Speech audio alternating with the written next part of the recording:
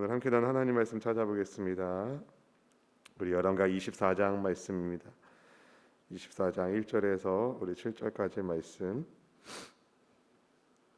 교독하여 읽겠습니다. 여호야김 시대에 바벨론의 왕 느부갓네살이 올라오매 여호야김이 3년간 섬기다가 돌아서 그를 배반하였더니 야훼께서 그의 종 선지자들을 통하여 하신 말씀과 같이 갈대아의 부대와 아람의 부대와 모압의 부대와 암몬 자손의 부대를 여호야김에게로 보내 유다를 쳐 멸하려 하시니 이 일이 유다에 임함은 곧 야훼의 말씀대로 그들을 자기 앞에서 물리치고자 하심이니 이는 므낫세의 지은 모든 죄 때문이며 또 그가 무지한 자의 피를 흘려 그의 피가 예루살렘에 가득하게 하였습니다. 야훼께서 사해시기를 즐겨하지 아니하시니라. 여호야김의 남은 사적과 행한 모든 일은 유다 왕 역대지략에 기록되지 아니하였느냐. 여호야김이 그의 조상들과 함께 자매 그의 아들 여호야긴이 대신하여 왕이 되니라. 같이 읽을까요? 애굽 왕이 다시는 그 나라에서 나오지 못하였으니 이는 바벨론 왕이 애굽 강에서부터 유브라데 강까지 애굽 땅의 왕에게 속한 땅을 다 점령하였음이더라. 아멘. 아멘. 할렐루야. 2020년 8월의 마지막 금요일, 금요일로서는 마지막 8월 28일에 우리 주 아버지 하나님께 구하고 찾고 두드리기 위하여 우리 열린 마음으로 기도하는 모든 성도님들, 예수님께서 받아주시고 이끌어 주셔서 응답해 주시기를 축복합니다. 온라인으로 예배하는 코로나19의 시대 속에서도 여러분 기도를 통해서 우리 하나님을 만나 뵙고 또 주님과 대화를 나누고 또 말씀 속에서 주의 뜻을 분별하고 또 주님 오시는 그날을 잘 준비할 수 있는 우리 모든 성도님이 될 수 있기를 주님의 이름으로 축복합니다. 성경은 모든 사람이 죄인이라고 말합니다. 그래서 로마서 3장 23절 말씀에 보면 모든 사람이 죄를 범하였음에 하나님의 영광에 이르지 못한다라는 말씀이 있습니다. 모든 사람이 죄인입니다. 거기 모든 사람에 사실은 우리도 다 포함되어 있는 것입니다. 죄인인 사람에게 그렇다면 어떤 희망이 있겠습니까? 죄인인 사람에게는 희망이 없습니다.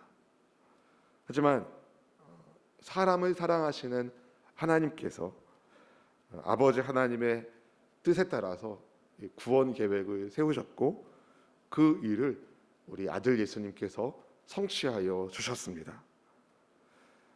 하나님 나라의 그 비밀을 알고 계시는 정말 주인이신 예수님께서 직접 이 땅에 오심으로 인하여 우리가 아버지께로 갈 그 생명의 길을 열어주신 것이죠. 사실은 우리 예수님께서 하신 그 일을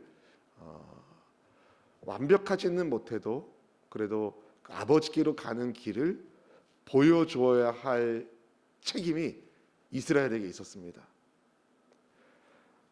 하나님께서 택하시고 하나님께서 세우신 나라로서 이스라엘은 세계가 하나님을 보게 하는 어떤 중요한 통로 역할을 감당해야 했던 것이죠.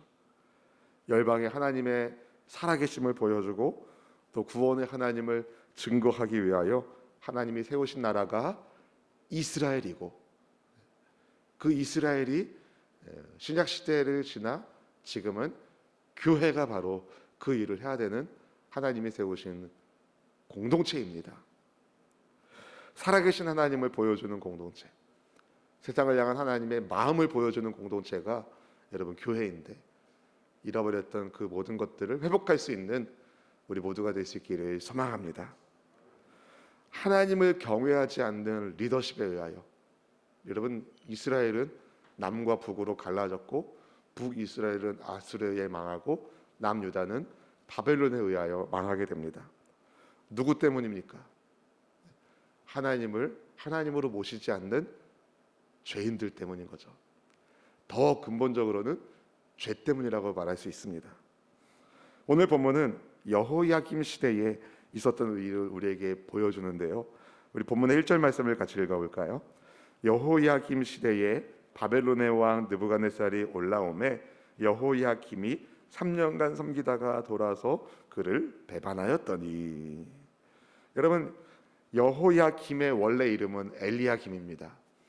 근데 그의 이름을 누가 바꿨습니까? 바로 느고가 바꿨어요. 그러니까 애굽 왕이 여호야김 이전에 여호아스 왕을 폐위시키고 엘리야김을 유대의 왕으로 세우면서 그 왕의 이름을 여호야김으로 바꾼 겁니다. 그러니까 여호야김의 통치 초반에는 유다는 애굽의 관할 아래에 있었던 거죠. 그런데 어느 순간 바벨론이 올라온 거예요.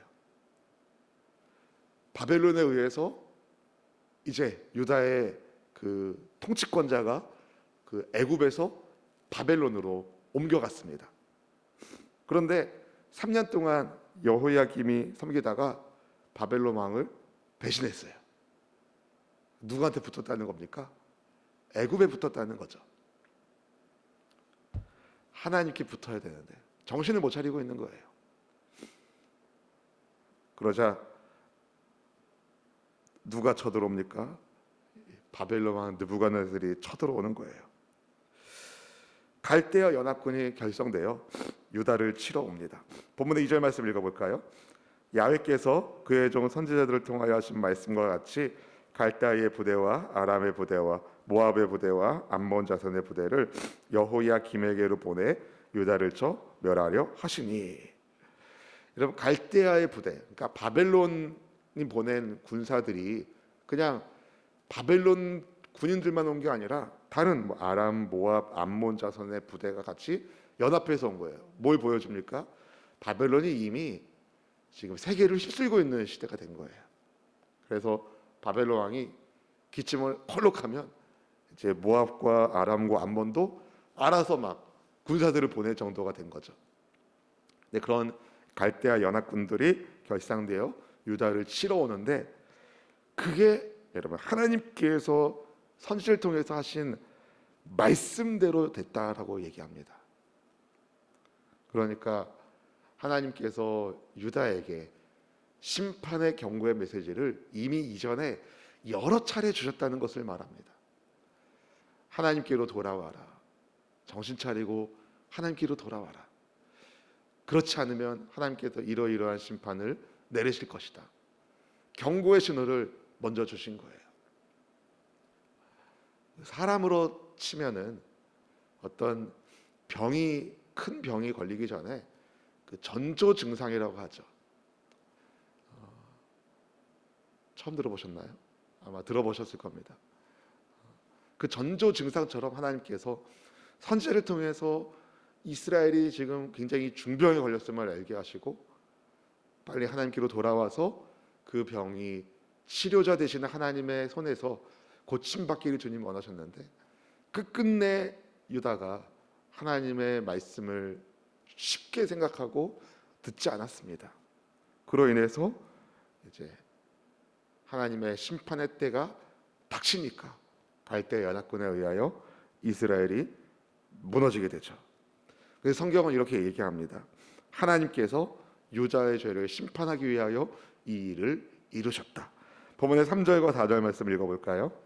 이 일이 유다의 임함은 곧 야훼의 말씀대로 그들을 자기 앞에서 물리치고자 하심이니, 이는 므낫세의 지은 모든 죄 때문이며 또 그가 무죄한 자의 피를 흘려 그의 피가 예루살렘에 가득하게 하였음이라. 야훼께서 사하시기를 즐겨하지 아니하시니라. 여러분, 하나님께서 무엇 때문에 유다에게 심판의 갈대아 연합군을 보내셨다고 말합니까? 므낫세의 모든 지은 죄 때문에. 므낫세가 어떤 죄를 지었습니까, 여러분? 우상 숭배, 아들을 인신공의로 몰락에게 바치기도 하고, 신접하는 자, 박수, 무당, 점치는 자, 이런 이들을 통하여 귀신의 역사를 보게 하고, 아주 하나님이 금하신 가나안에 가증한 것을 그냥 다 했습니다. 하나님을 버리고 그렇게 살았습니다. 그것만이 아니라 무죄한 사람의 피를 많이 흘렸어요. 그러니까 굉장히 폭군이었다는 거죠.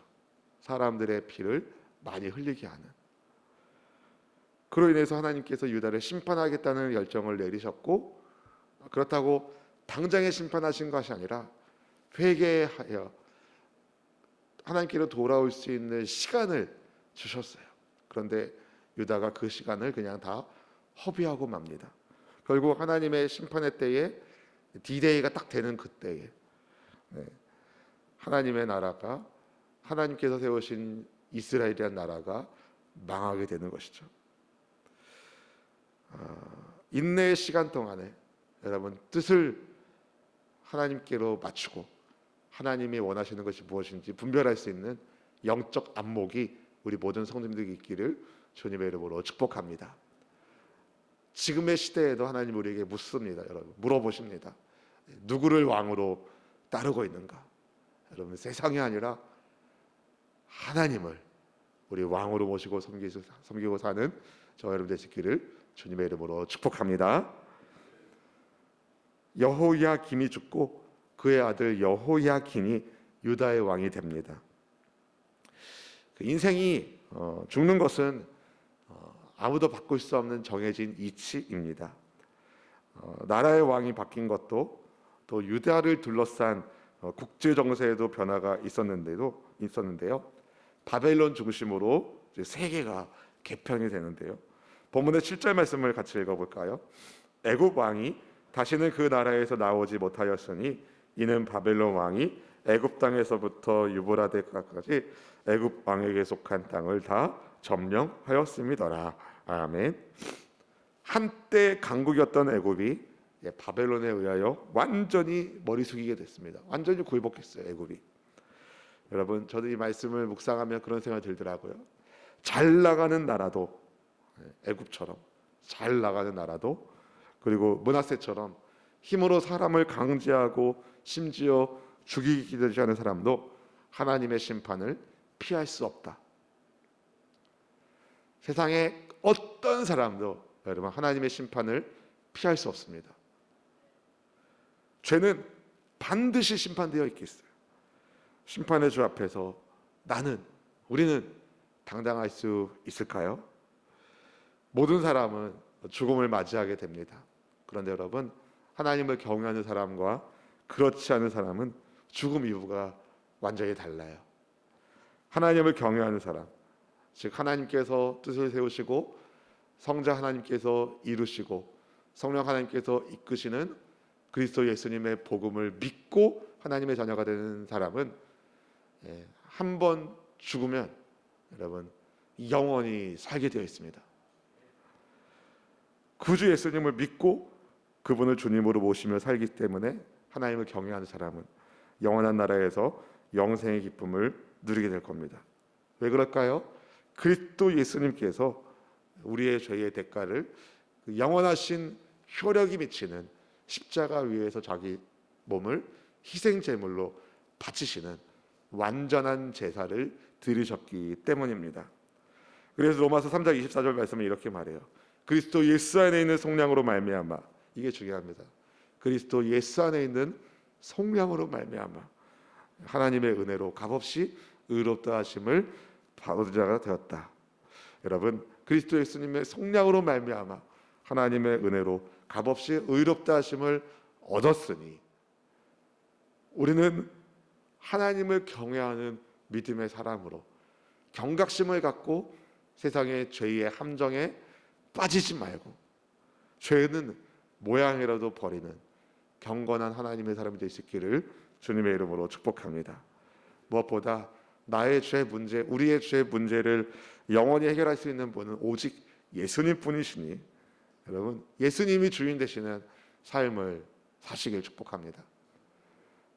지금 세상에 드러나고 있는 갖가지 문제의 근본적인 원인은요, 누가 주인인지 잊어버렸기 때문이었습니다. 정말 그래요. 누가 주인인지 잊어버리면 문제가 터지게 되어 있습니다. 여러분, 그런데 누가 주인이신지 분명히 알면 문제 가운데서도 길이 보이는 것입니다. 여러분에게 보이시는 생명의 길을 향하여 예수님 손 꼭 붙잡고 걸어갈 수 있기를 축복합니다. 예수님 말씀하셨습니다. 깨어 기도해라. 시험에 들지 않게 하여 기도해라. 누구 이름으로 기도해야 될까요? 예수님의 이름으로 기도해야 됩니다. 주님의 이름으로 기도하면 우리의 영이 깨어있고 깨어있는 우리 영적 안목으로 이 시대를 분별하고 하나님을 경외하지 않은 어떤 사람들처럼 살지 말고 하나님을 경외하는 믿음의 사람으로 살아서 여러분 우리를 보내신 주님의 뜻을 알고 주님의 기쁨이 되는 믿음의 선진이 되기를 주 예수 그리스도의 이름으로 간절히 축원드립니다. 기도하겠습니다.